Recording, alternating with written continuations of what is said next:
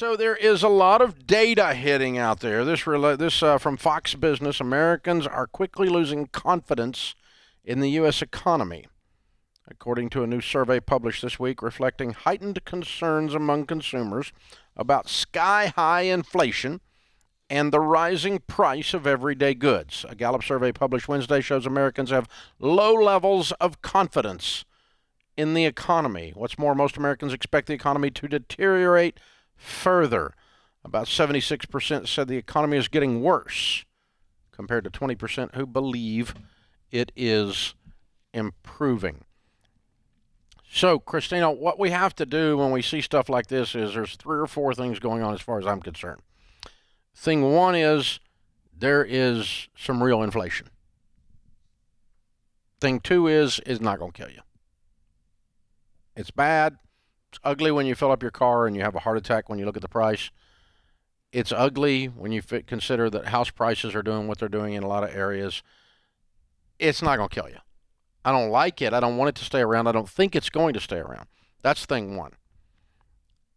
Thing two is the news media, particularly our friends at Fox, want to tell you over and over and over and over and over and over and over again how bad the economy is. Because if there's one thing that will get a politician thrown out of office, of either party, it is that the economy is bad. So if you want to dump all of the Democrats in the street at the midterm, the best way to do that is convince everyone that the economy is bad. So there's a little bit of an agenda here. Just a wee bit. And so, yes, the economy's bad, and yes, there's some things going on, but, the news media, left and right and confused, whatever they are, they make all of their viewership based on fear porn. If we can make you afraid of COVID and think you're going to die, if we can make you afraid of the economy and just keep peddling the fear porn, you will keep dialing in. You can't stay away from it. You can't take your eyes off the train wreck. And so then your adrenaline spikes, your chemistry in your body starts changing, your heart rate changes, your eyes dilate, you stay pissed off all the time or afraid all the time, and it keeps you coming back. It's the same thing as a tornado warning by the weather people.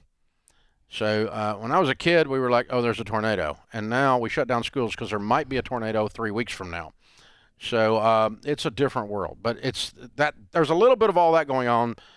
So, when you hear that the economy is bad or that Americans have lost confidence in the economy, our message would be, it sucks right now, but it's okay.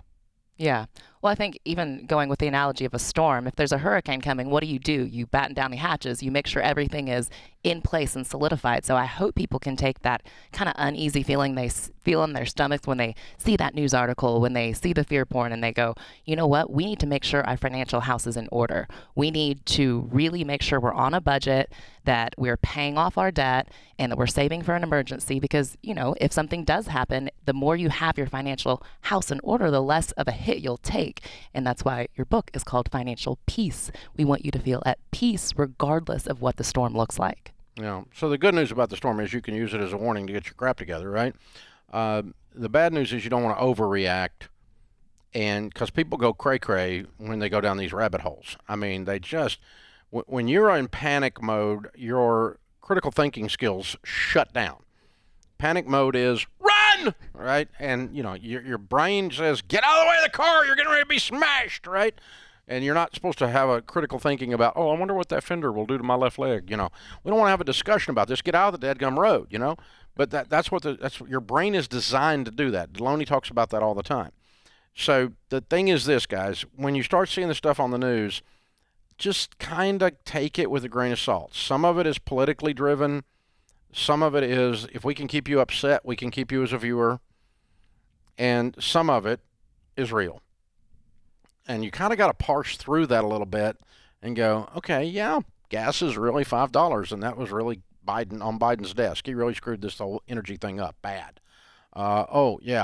Supply chains all screwed up, and that drove prices up on a bunch of stuff. Wasn't Biden's fault. He didn't do that. He didn't cause the pandemic, and he didn't cause the supply chain mess up after the pandemic. Could he have done some things to help? Probably, but he couldn't have stopped it from happening. Some of this stuff is just the result of it's the aftertaste. It's the tsunami that came ashore after the earthquake at sea, and that's some of that is what's going on there. But the energy stuff's 100% on him. He just screwed that up. Of course, he has no idea.